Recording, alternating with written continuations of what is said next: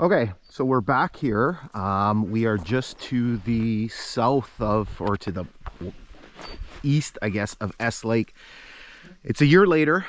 So what we're going to be doing here is we came back and we wanted to film a drone segment, right? So to add on to the end of the other videos. So you basically can see all the lakes through this area and see how the railway grade was built through these chain of lakes. And we waited until kind of the leaves started to come out, so you can kind of see the contrast between the blue water and the green leaves. The only problem is it's like the second week in June, the black flies are just horrific.